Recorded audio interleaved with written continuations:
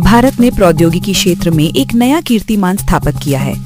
बेंगलुरु के भारतीय विज्ञान संस्थान IISc ने देश का पहला स्वदेशी क्वांटम कंप्यूटर प्रोटोटाइप लॉन्च किया। ये मशीन, जिसे भारत क्वांटम नाम दिया गया है, कृत्रिम बुद्धिमत्ता और डेटा विश्लेषण में क्रांति ला सकती है। ये पारंपरिक कंप्यूटरों से लाखों गुना तेजी से जटिल गणनाएं कर सकता है।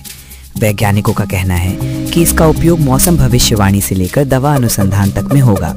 इस परियोजना में स्टार्टअप्स और IITs ने भी योगदान दिया। मजेदार बात यह है कि प्रोटोटाइप का डिजाइन भारतीय मंदिरों की वास्तुकला से प्रेरित है, जिसमें गणितीय पैटर्न शामिल हैं। ये भारत को वैश्विक तकनीकी दौड़ में आगे ले जाएगा। बॉलीवुड में एक नया ट्रेंड उभर रहा है, कृत्रिम बुद्धिमत्ता यानी AI से बनी फिल्में। हाल ही में मुंबई में एक प्रोडक्शन हाउस ने घोषणा की कि उनकी अगली फिल्म डिजिटल दिल पूरी तरह AI जनरेटेड किरदारों पर आधारित होगी। ये फिल्म एक प्रेम कहानी है जहां नायक एक AI अवतार है जो इंसानी भावनाओं को समझने की कोशिश करता है। डायरेक्टर का कहना है कि ये तकनीक लागत कम करेगी और दर्शकों को अनोखा अनुभव देगी। हालांकि कुछ अभिनेताओं ने इस पर चिंता जताई कि इससे उनकी नौकरियां खतरे में पड़ सकती हैं। सोशल मीडिया पर यह चर्चा का विषय बन गया है, जहां कुछ इसे भविष्य मान रहे हैं तो कुछ इसे बॉलीवुड का डिजिटल भूत कह रहे हैं। भारत में क्रिकेट हमेशा से धर्म रहा है, लेकिन अब T20 लीग में एक नया प्रयोग शुरू होने जा रहा है। BCCI ने सुपर पावर रूल पेश किया है, जिसमें बल्लेबाज एक ओवर में 2 बार पावर प्ले ले सकता है।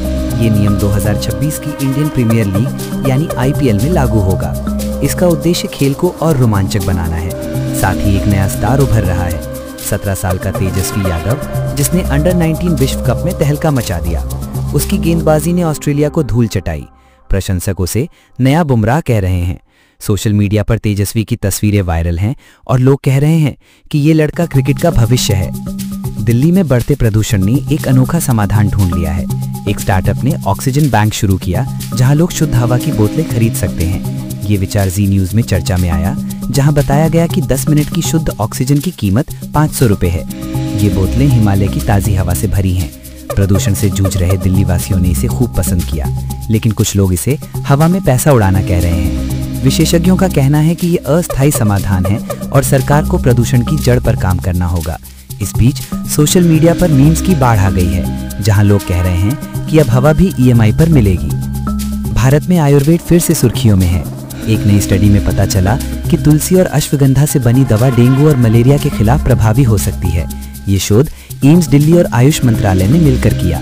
दवा का नाम आयुशक्ति रखा गया है और ये गोलियों और सिरप के रूप में उपलब्ध होगी। खास बात यह है कि ये सस्ती और पूरी तरह प्राकृतिक है। ग्रामीण इलाकों में इसे मुफ्त बांटा जाएगा। इस खबर ने सोशल मीडिया पर तहलका मचा दिया, जहां लोग कह रहे हैं कि आयुर्वेद अब दुनिया को दिखाएगा अपनी ताकत। हालांकि कुछ आलोचकों ने इसे पारंपरिक प्रचार कहा। फिर भी ये भारत के लिए स्वास्थ्य क्षेत्र में एक बड़ा कदम है। हाल ही में भारत और चीन के बीच व्यापारिक रिश्तों में गर्माहट आई है। एक्स पर एक पोस्ट के अनुसार चीन ने भारत को यूरिया निर्यात पर प्रतिबंध हटा लिया है और दोनों देशों के बीच डायरेक्ट उड़ानें अगले महीने से शुरू होंगी। साथ ही OnePlus जैसे चीनी स्मार्टफोन ब्रांड भारत में स्थानीय कंपनियों के साथ मिलकर उत्पादन बढ़ाएंगे। ये कदम भारत के इलेक्ट्रॉनिक्स क्षेत्र को मजबूत करेगा। हालांकि कुछ लोग इसे हिंदी चीनी भाई भाई का नया दौर कह रहे हैं, वहीं कुछ इसे ऋणात्मक चाल मानते हैं। इस खबर ने भारत में बहस छेड़ दी है कि क्या ये आर्थिक सहयोग लंबे समय तक चलेगा। भारत के पेपर उद्योग में जबरदस्त उछाल देखने को मिला है। सरकार ने वर्जिन मल्टीलेयर पेपर बोर्ड पर न्यूनतम आयात मूल्य MIP लागू किया, जिससे सस्ते आयात पर रोक लगी। इससे JK paper, Tamil Nadu news print और वेस्ट कोस्ट पेपर जैसी कंपनियों के शेयर 17% तक बढ़ गए। ये खबर इकोनॉमिक टाइम्स में छपी, जिसमें बताया गया कि निवेशकों का इस क्षेत्र में रुझान बढ़ा है। मजेदार बात यह है कि सोशल मीडिया पर लोग इसे पेपर की जीत कह रहे हैं और कुछ ने मीम बनाया कि अब नोटबंदी नहीं, पेपर बंदी होगी। ये कदम स्थानीय उद्योगों को बढ़ावा देगा और रोजगार के अवसर पैदा करेगा। उत्तर प्रदेश पुलिस ने एक अनोखी पहल शुरू की है, मूंछ सम्मान भत्ता।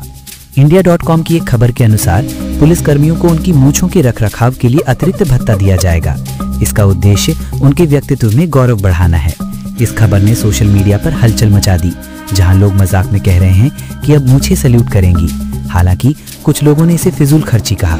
इस बीच एक पुलिसकर्मी ने कहा, मूंछें हमारी शान है, ये सम्मान हमें और मजबूत करेगा। ये पहल सामाजिक और सांस्कृतिक चर्चा का विषय बन गई है, जो उत्तर भारतीय संस्कृति में मूंछों के महत्व को दर्शाती है। UPSC ने 2025 की मुख्य परीक्षा में बदलाव की घोषणा की है। अब सामान्य अध्ययन पेपर 3 में अर्थव्यवस्था, सुरक्षा और विज्ञान पर ज्यादा जोर होगा। इंडियन एक्सप्रेस की खबर के मुताबिक इस साल का पेपर हाल की खबरों पर आधारित था, जैसे भारतीय अंतरिक्ष स्टेशन पर प्रश्न। ये बदलाव छात्रों को समसामयिक मुद्दों से जोड़ने के लिए किया गया है। सोशल मीडिया पर यूपीएससी उम्मीदवार इसे नया ट्विस्ट कह रहे हैं और कई ने मजाक में कहा कि अब न्यूज पढ़ना अनिवार्य हो गया है। इस बदलाव से शिक्षा क्षेत्र में नई रणनीतियों की मांग बढ़ी है और कोचिंग संस्थान अपने पाठ्यक्रम को अपडेट कर रहे हैं। ताजमहल में सुरक्षा को लेकर नया नियम लागू हुआ है। इंडिया.com की खबर के अनुसार बम धमकी के बाद अब कुछ सामानों जैसे बड़े बैग और इलेक्ट्रॉनिक डिवाइस पर प्रतिबंध लगा दिया गया है। ये नियम पर्यटकों के लिए नया सिरदर्द बन गया है, लेकिन प्रशासन का कहना है कि ये सुरक्षा के लिए जरूरी है। सोशल मीडिया पर लोग इसे लेकर मिश्रित प्रतिक्रियाएं दे रहे हैं। कुछ कह रहे हैं ताज की खूबसूरती अब और सुरक्षित होगी, तो कुछ का कहना है अब सेल्फी कैसे लेंगे। ये खबर संस्कृति और पर्यटन के क्षेत्र में चर्चा का विषय बनी हुई है, जो भारत की सांस्कृतिक धरोहरों की सुरक्षा पर जोर देती है।